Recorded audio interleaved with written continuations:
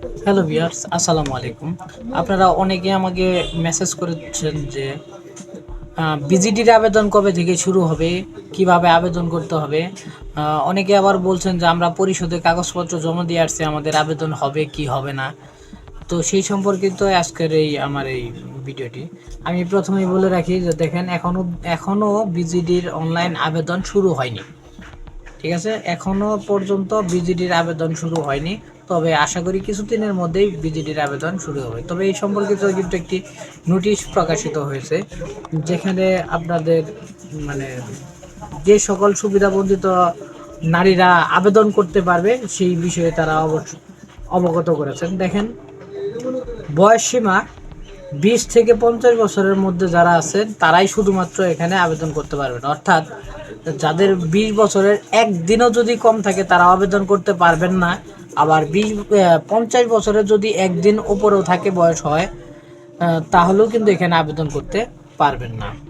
অগ্রাধিকারের হিসেবে আপনার পরিবারের কর্মক্ষম, অসচ্ছল, বিধবা, তালাকপ্রাপ্ত, স্বামী পরিত্যক্ত নারী আছে, এবং অন্য কোনো উপার্জনক্ষম সদস্য বা স্থায়ী নিয়মিত আয়ের কোনো উৎস নেই, তারাই শুধুমাত্র এখানে আবেদন করতে পারবেন এবং তাদেরকেই অগ্রাধিকার দেওয়া হবে। তাছাড়া আরও কিছু অগ্রাধিকার শর্তাবলী আছে, যাদের জমির পরিমাণ 15% নিচে তারাও এখানে আবেদন করতে পারবেন। আরও অনেকগুলা আছে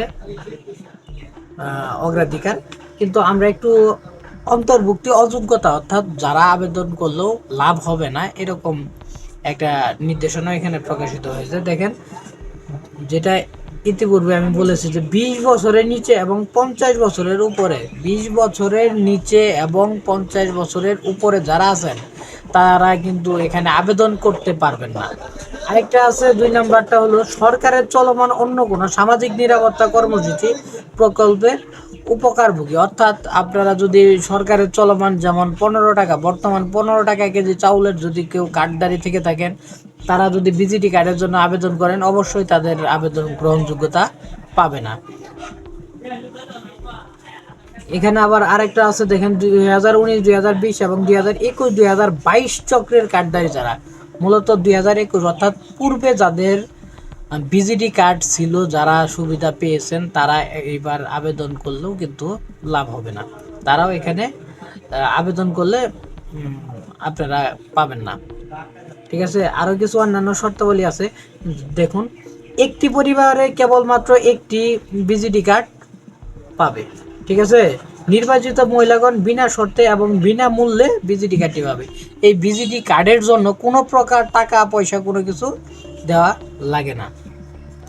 কোনো আবেদনকারী একটি এলাকার স্থায়ী বাসিন্দা বা ভোটার না হলেও যদি তিনি সেই এলাকার বর্তমানে বসবাস করেন, তাহলে তিনি প্রয়োজনীয় শর্তাবলী পূরণ করা সাপেক্ষে সেই এলাকায় বিডব্লিউবি কার্যক্রমের সুবিধার জন্য বিবেচিত হতে পারবেন। এখন কেউ এই এলাকার ভুটান না, কিন্তু এখানে সে স্থায়ীভাবে বসবাস করে যাচ্ছে, সেও কিন্তু এখানে সুবিধাটা, এই ভিজিটি কার্ডের সুবিধাটা অবশ্যই পাবে। এই বিষয়টি তারা অবগত করেছে। ঠিক আছে, এখন আবেদনের যেই নিয়মাবলী, সেই নিয়মাবলীটা আপনাদের একটু বলি।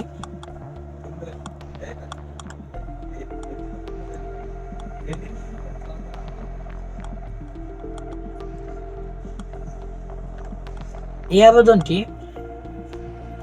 আপনারা যদি আপনারা যদি নিজেরা মোবাইল দিয়ে আবেদন করেন, সেই ক্ষেত্রে আপনাদের আবেদনটি গ্রহণ করা হবে, এবং ইউনিয়ন পরিষদের যে উদ্যোক্তা আছে, উদ্যোক্তার মাধ্যমে আবেদন করলে সেটাও হবে, এবং স্থানীয় কম্পিউটারের দোকানদার যারা আছে তাদের মাধ্যমে আবেদন করলেও সকল আবেদনই গ্রহণযোগ্যতা পাবে।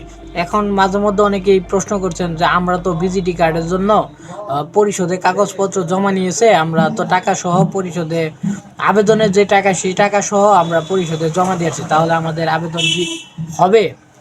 দেখেন, যদি তারা আবেদন করে তাহলে অবশ্যই আবেদন হবে। আপনাদের উচিত যে আপনাদের আবেদন যখন সময় শুরু হবে, তখন অবশ্যই যাকে আপনারা টাকা সহ কার্ড, মানে এনআইডি কার্ড দিয়েছেন, তাদের কাছে গিয়ে আপনার আবেদনের যে ফর্মটা, আবেদন কপিটা, সেটা হাতে নিয়ে অবশ্যই সংশ্লিষ্ট যারা আছে দায়িত্বে, যারা কার্ডটি বিতরণ করেন, অর্থাৎ ইউনিয়ন পরিষদের চেয়ারম্যান এবং আরও যারা সদস্য সচিব আছে, তাদের নিকটে আবেদনপত্রটি জমা দিবেন।